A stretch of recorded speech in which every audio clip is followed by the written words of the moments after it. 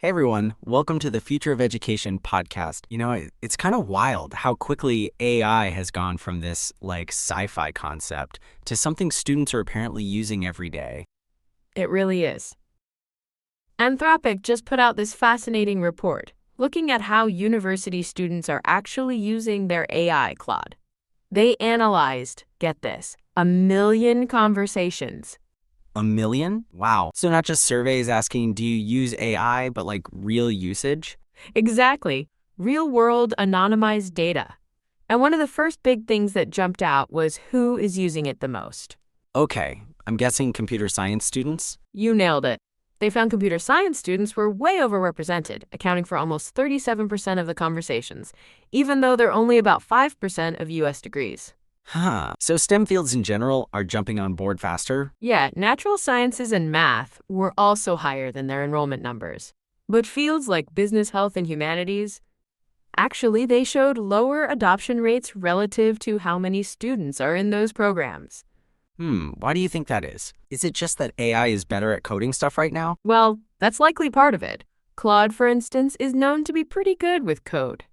It could also be higher awareness in those tech-focused communities, That makes sense. It's easier to try something if everyone in your classes is talking about it, I guess. Right. And it's not just who is using it, but how. They identified these 4 main ways students interact with the AI. Oh, like different approaches to asking questions? Sort of. Think of it like, are you just asking for a quick answer, or are you trying to work with the AI? And are you trying to solve a problem or create something? Like an essay draft. Okay, interesting. So it's not all just write this essay for me? Definitely not, although that certainly happens. They found these 4 patterns were actually present in pretty similar amounts, which shows a real range of uses. So what are these patterns exactly? I'm curious now. Well, they broke it down into things like direct problem solving versus collaborative problem solving, and direct output creation versus collaborative output creation. Each tells a different story about how the student is engaging. That sounds like a really useful way to think about it. We should probably dig into what those actually mean. Absolutely. And it ties into what kind of thinking students might be, outsourcing to the AI, which is a whole other fascinating and maybe slightly worrying aspect. Okay, let's definitely unpack that after a quick break. I want to hear more about these interaction styles and the whole cognitive task thing. Absolutely. So think of direct problem solving. That's like, asking Claude for a specific answer or a quick fix, like debug this code, or what's the formula for X? Minimal back and forth. Okay, we're back. Before the break, you mentioned Anthropic found 4 main ways students interact with AI, based on whether it's direct or collaborative, and aiming for problem solving or output creation. Can you break those down a bit more? Pretty much. Then there's direct output creation. This is where the student asks the AI to generate something longer, like write an outline for an essay on climate change, or summarize this article. Again, fairly direct, aiming for a finished product. Gotcha. Just want the answer, basically, like a super-powered search engine result. Exactly. And that's where the report flags concerns. Nearly half the interactions fell into these direct categories. Now, some are totally fine, like asking for explanations of concepts or generating study guides. But they also saw examples like asking for answers to multiple choice questions, or even rewriting text to avoid plagiarism detection. Okay, I can see how both of those could be problematic, depending on the assignment, right? Right, so collaborative problem solving is more of a dialogue. The student and AI work together. Maybe the student presents a complex problem. The AI suggests an approach. The student refines it, asks clarifying questions. It's more interactive. Think brainstorming or working through a tough concept step by step. Yikes, that's definitely crossing a line. So what about the collaborative styles? Potentially, yes. And the last one is collaborative output creation. This is like co-writing or co-creating something with the AI. Bouncing ideas, getting feedback, asking the AI to redraft sections based on input. It's less about getting a finished thing instantly and more about using the AI as a partner in the creation process. That sounds potentially more beneficial for learning, maybe? More engagement? Precisely. The report emphasizes that range. When they looked at the types of tasks overall, The biggest chunks were, quote, creating and improving educational content, like practice questions, editing help, summaries. That was almost 40%. And technical explanations or solutions, coding help, math problems, was about 33%. Okay, that makes sense. It's interesting that all four were used pretty equally. So students aren't just using it for quick cheats, even if that is happening sometimes. Yeah, and less so things like pure data analysis or research design, though those were present too. And remember how we talked about subject differences? Those interaction styles varied too. So a lot of it is related to actually doing the work, whether it's writing, coding, or problem solving. Well, natural sciences and math students tended more towards problem-solving interactions. Makes sense, right? Lots of calculations and specific problems. CS and engineering leaned more collaborative, maybe because coding often involves iteration and back and forth. Oh yeah, how so?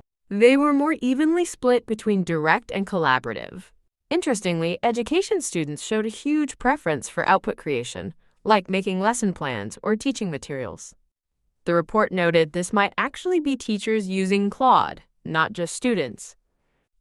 And the humanities and business folks? Ah, yes. So Bloom's taxonomy is this framework educators use to classify thinking skills, from basic stuff like remembering facts up to more complex skills like analyzing, evaluating, and creating. That's a good point. Okay, so different subjects, different approaches. Now, you mentioned something about Bloom's taxonomy and cognitive tasks. That sounded important. Well, the researchers used it to analyze what kind of cognitive work Claude was doing in these conversations. And they found something really striking, an inverted pyramid. Okay, so how does AI fit in? Meaning Claude was most often performing the highest order tasks. Creating, like writing drafts or code, nearly 40% of the time, and analyzing, like breaking down concepts or data, about 30%. The lower order stuff, like just remembering facts or simply understanding concepts, was much less common for the AI. Inverted? Meaning? It is concerning. That's the core worry. If students are consistently outsourcing these crucial higher order thinking skills, are they actually developing them? The report uses the analogy. An inverted pyramid can topple over. You need those foundational skills to support the complex ones. Whoa, wait. So the AI is doing the heavy lifting, the complex thinking?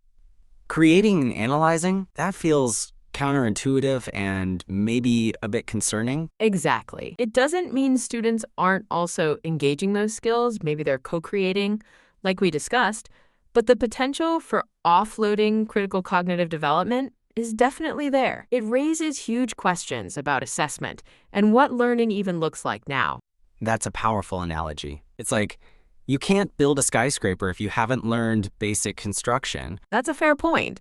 Accessibility and ease of use definitely play a role in how these tools get integrated. But this Bloom's taxonomy finding really highlights the pedagogical tightrope educators are walking. Yeah, absolutely. Managing these different interaction styles effectively is key. It makes me think about tools that make accessing AI smoother within your workflow, like having it in a side panel in your browser could let you switch between quick checks and deeper collaboration more easily.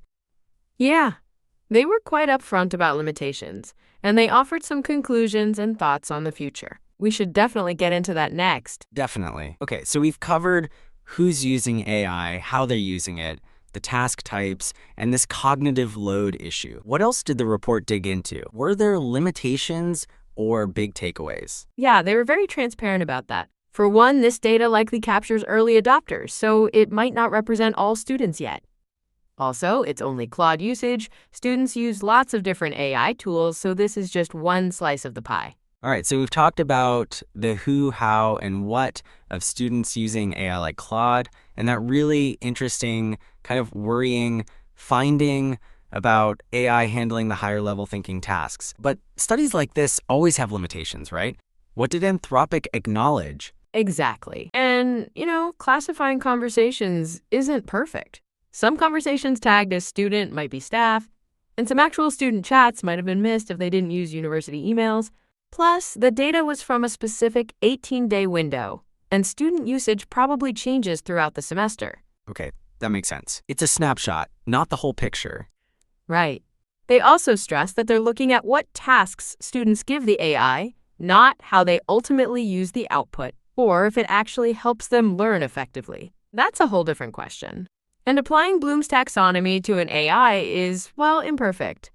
It wasn't designed for that.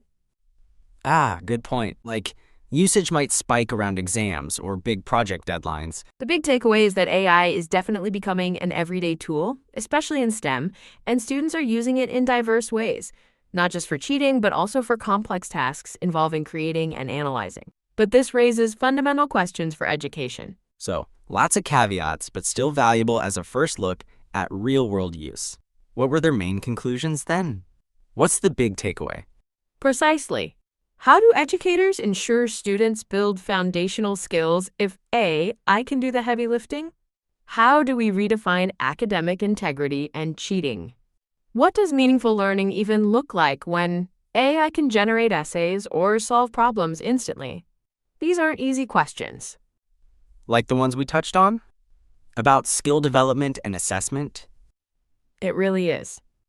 The report highlights this tension. I can empower learning in cool ways, like helping with complex projects or acting as a tutor. But it also makes educators' jobs way harder. They need to rethink everything from homework design to exams. No kidding. It feels like education is scrambling to catch up, in a way. Absolutely. Anthropic themselves said this is just the beginning. They're actually partnering with universities and even experimenting with a learning mode for Claude that focuses more on Socratic dialogue and understanding, rather than just spitting out answers. It sounds like we need ongoing research, like desperately. Exactly. It shows they're thinking about the impact. And it reinforces the need for discipline-specific approaches, because as we saw, a CS student uses AI differently than a humanities student. Oh, that's interesting. Trying to build more pedagogically sound AI interactions. Definitely. And the convenience factor plays a role too. I mean, if you're already researching or writing in your browser, having AI tools readily available, perhaps like that AI side panel extension we mentioned, makes integrating them into the workflow almost seamless, for better or worse. This has been super insightful. It's moved way beyond just, is AI good or bad, into these really nuanced questions about how it's used and what that means for learning and thinking. Couldn't have said it better myself. It's a dynamic situation, and reports like this give us crucial data points to navigate it. Right? The easier it is, the more integrated it becomes, amplifying both the potential benefits and the potential challenges. It truly is. We're watching a major shift unfold, and understanding these patterns is key to shaping it positively. Well, this was a lot to digest, but really fascinating stuff about how AI is actually showing up in higher education right now. It's clear the conversation is just getting started. Yes, thanks for listening. We hope you found it as interesting as we did. Catch you next time. Absolutely. That's all the time we have for today. A huge thank you to everyone for tuning in and joining our discussion.